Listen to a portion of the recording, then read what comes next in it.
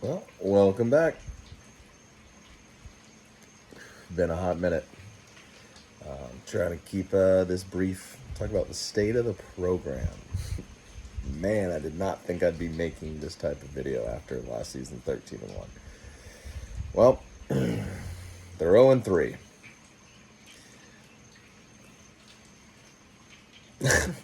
I don't know what I don't know what to say. I mean, I do have ideas of what to say.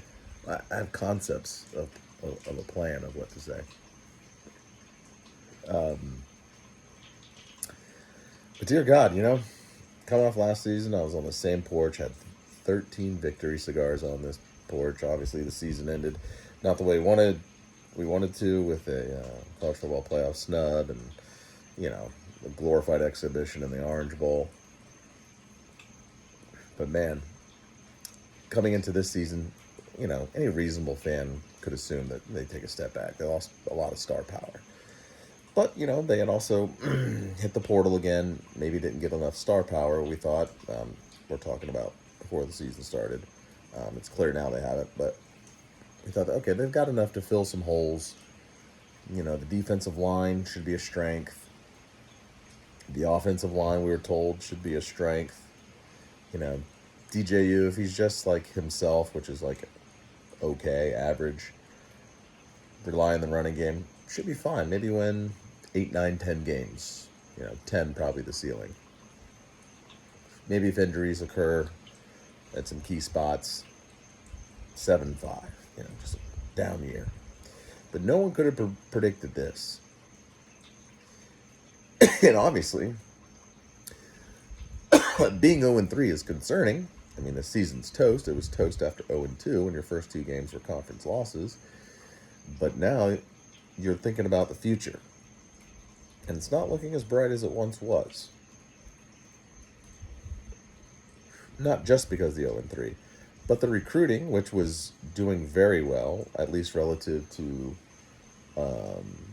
quality of prospect. Like, they didn't have a big class before the season started, but it was like 12 out of 13 or 13 out of 14 with blue chips, right?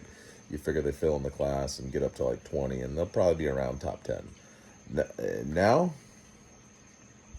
with the results on the field and what you're reading about how the high school recruiting is going under Derek Ray, that's how you pronounce his name, and maybe some misallocations of NIL that was rated by On3 as like a top 10 NIL. Now there's no chance you're sniffing a top 10 class. I don't know where they're going to finish, but it ain't top 10. I think right now they're currently like in the 30s. They have like 12, or I think they have like 12 commits, 10 or 11 are blue chips. But they just lost 2 huge defensive line commitments, 2 blue chips, the trenches where they need help the most. So obviously, where do they go from here? Well, let's first talk about this season. Unless you're someone that's, really not in tune with what the rest of this season should mean, nobody should want to see DJU quarterback the rest of the season. The season's toast. You should take the rest of the season and see what you got in Glenn, maybe towards the latter half of the season.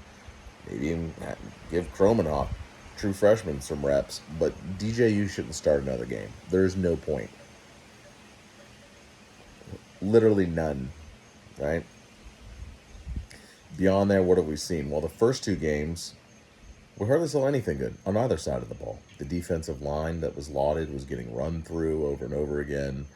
The offense was pathetic. Now, coming off of yesterday's loss against Memphis, the defensive line played much better. Granted, Memphis's offensive line is smallish, but they stopped the run. They were put in unenviable field positions and still held Memphis to 20. In 2024, you hold a team to 20, you should probably win. But the offense might be, probably statistically, but even off the top of my head, probably worse than any of our Taggart offenses. And that's saying something. Beyond DJU who has played poorly, the offensive line has been bad. Like, not even remotely close to how they were built up by the media, the FSU media specifically. The offensive line has been bad. This is year 5. And this was a concern as far as, like, not having the coffers full with quality trench guys, like blue chip high school recruits. Like, yes, Norvell's killed it in the portal, but people have long wondered, how long can you keep doing that? How long can you keep hitting at the rate you've been hitting on in their portal? Well, turns out not forever. And I'm not saying he needs to deviate completely from the portal, but those critics, and I was one of them, that, hey, high school recruiting, especially in the trenches, needs to improve.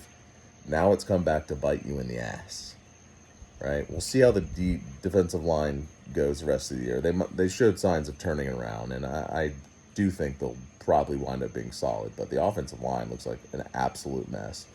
Whether it's the eye test or PFF grades, it's pathetic, right? So even if DJU is just meh, put a meh quarterback behind a bad offensive line, and you got a fucking mess on your hands. But that's not the only problem. Your receivers, losing Destin Hill, that obviously wasn't going to be too beneficial for the team, because he was going to be a guy that was probably going to be impact for you at wide receiver. But without him, you have a bunch of guys that, beyond Benson, don't scare anybody. Like, you see the defenses against FSU these first 3 games, they're loading the box, like, so often because they're not scared of in their receivers. There's no threat. They're not a threat to an opposition. So I'm DC, I'm loading the box too. A lot of these guys can't get fucking separation. And it's been like just this discombobulated mess, whether it's execution or play calling. Like, both haven't been good, right? Like, when a guy's open, DJU misses him. When DJU is accurate, the guy drops it. It's just been a fucking shit show. I mean, what did they have? 21 points week 1, like 14 or 13 week 2, and 12 yesterday. 21 points is the high watermark for an offensive coach. Jesus, it's bad. Obviously, it's bad. Been very few bright spots. The only bright spots you could say, at least coming up from last game, is the young linebackers, Cryer and Blake Nicholson. They need to stay on the field like as often as possible. That's number one. Opposing offenses continue just to pick on our linebackers. I mean, how many plays have we seen like a running back wide open out of the backfield, or a tight end just over and over and over again, just exploiting our linebackers? But when those two are on the field, they at least kind of hold their own. And PFF grades kind of support that, at least with Cryer. But it's been an absolute mess. Been many times of players not showing high effort. Marvin Jones Jr. being one of them. He's been a massive disappointment, production and effort. All the missed tackles, some of the highest missed tackle rates in probably about a decade for this team, according to one of the FSU beat writers, showed the data on that. Not very disciplined when it comes to not just penalties, but key situations, third downs, just making dumb, boneheaded mistakes. I mean, it's an absolute mess. They got Cal next.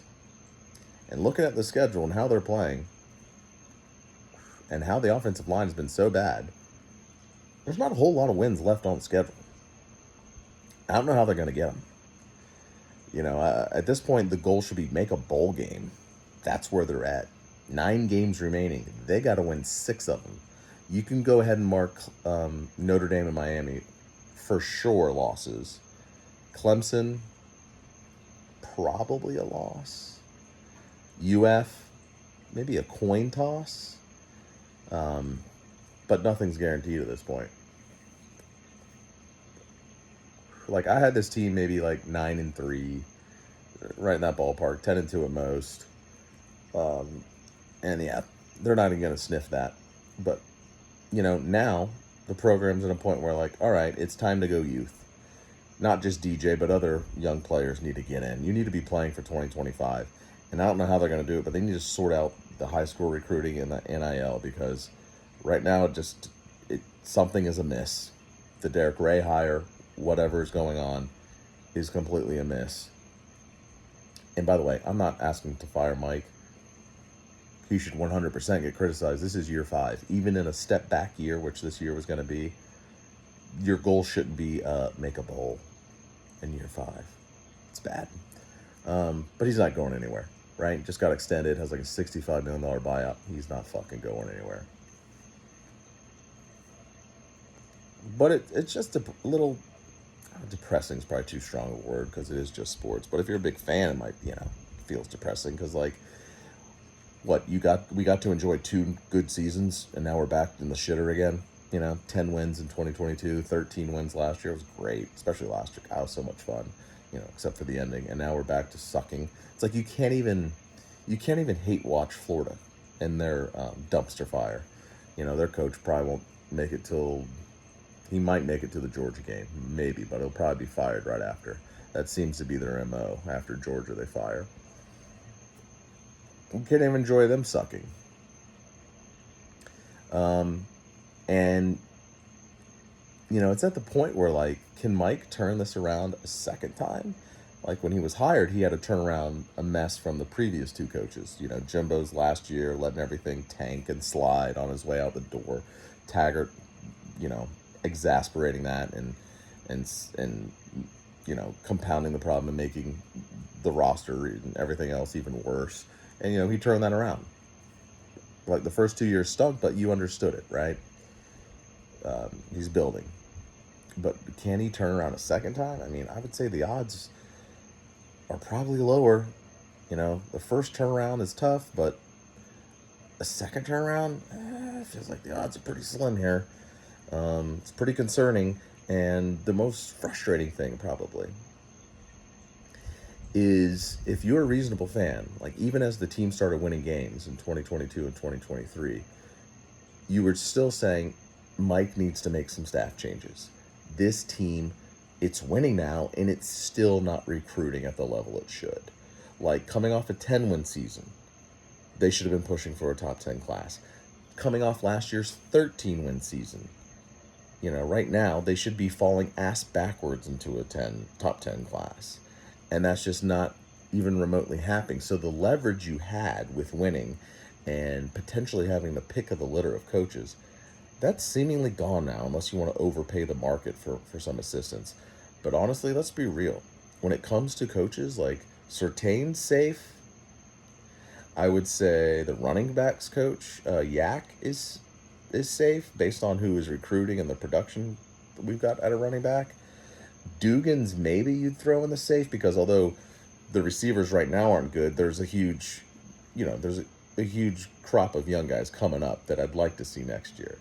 But beyond those 2 or 3, like even Atkins at this point, there's been enough evidence now where the guy started out strong as far as recruiting. He took an ass sorry, as Jeff Cameron would say, offensive line, and turned them into like average. And I think myself and others gave him, maybe overestimated him, right? Because we were so used to the offensive line being pathetic that when he got it to like decent, it's like we're tripping over ourselves, like lauding him. But at this point now, where the line is in year 5, and the recruits that he's brought in still aren't contributing. Like, let's look at the line. Like, Maurice has been there forever, right? Robert Scott's always injured. Washington had been a nice story, but he hasn't played well this year. And then you have like 2 transfers on the line. Sometimes 3 when Jones gets in there, when he rotates. But these supposed O-line recruits he's brought in, damn it, my cigar's out to relight that. Not really showing much,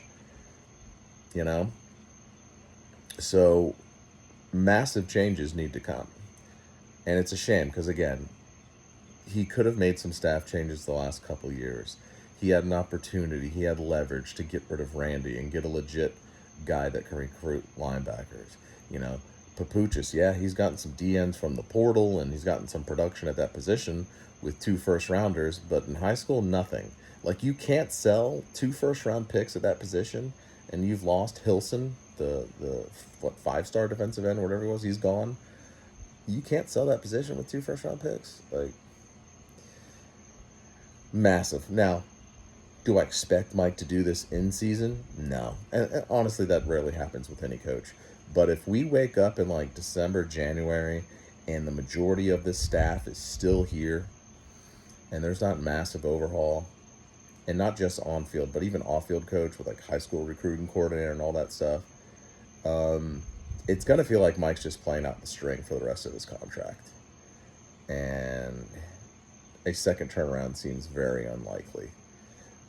I mean, there's some things you like for 2025. Like, I have high hopes for Chrome and Hope next year, right? The receivers, like him and the receivers, that's a good combo. But again, none of that all of that matters less if you don't have a fucking offensive line. So if you still have this type of offensive line play going in 2025, it's not going to matter as much if Chrome and Hoke is actually a guy, or those stud wide receivers coming in are good. If you can't block, it doesn't matter. We've seen that movie before. And then on the defensive line, you've lost 2 blue chip defensive line recruits this class. You're losing Farmer and Jackson. Peyton's gone. Like, who's replacing them?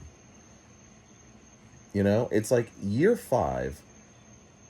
The portal should be filling in some depth. If there's a stud or 2 out there, which there rarely is, and you're going to have big competition to get them, then fine, get them. But year 5, like the first year started, when they tried to plug all the holes with the portal, I understood it, but I was still like, God damn, we're still having to take like 10 plus guys out of the portal. I was hoping we'd be at a point where you only have to take, 5, 6, 7 guys to fill out, some depth, right? But when you don't recruit as well in high school, that happens. So, kind of in a mess. The program's in a mess. And as far as my fandom, I won't tell you how to fan, but like, if I have something to do or plans on a Saturday, like, I'm going to go ahead and do them. I'm not going to carve out 3 or 4 hours to be frustrated. Unless, of course, it's the Clemson, Miami, Notre Dame, and Florida games. Like, man, those I'd probably make it a point to watch, even though, at least 2 of those aren't going to go very well. Miami should beat the shit out of us. Cam Ward, by the way, is killing it for them, and, would have been nice to throw the bag at him. But hey, you threw the bag at DJU instead. Not a big of a bag, but still. It's coaching malpractice if DJU still starts. Like, if I'm in the locker room, I'm like, what the fuck are we doing? Like, you're going to lose the locker room, Mike. Like, you're not an idiot, but right now your choices, your decisions, don't seem to be too sound when it comes to not just play calling, but, like, your personnel usage, specifically quarterback. Like, what are we doing? I don't know. Well, I'm approaching 20 minutes. I'm going to get off, but, man, I don't know when the next time we'll be on. This is looking like a really horrible season. Sad that we're kind of used to this, because it wasn't that long ago. A couple years ago, this team, won 5 games. Mike's first year, they were 3-6. Like, it's sad that, like, we've seen this, so it doesn't bother me as much. It's annoying, it sucks, but, like, I'm just kind of like, just so cynical. Well, I'll wrap it up there. There's really not a whole lot of positive to say. You should be concerned if you're a fan. I don't know what else to say about that. Like, I can't pump rainbow and sunshine. Like, coming off last year, program felt like it was on solid ground. Even if we took a step back next year, you felt like, all right, well, we'll capitalize in high school recruiting off 13-1, and we'll take a step back in 2024, and then 2025, 26, we'll emerge again as a college football playoff, serious contender. But now it's hard to see that happening. Well, that's it. That's all. I'm out.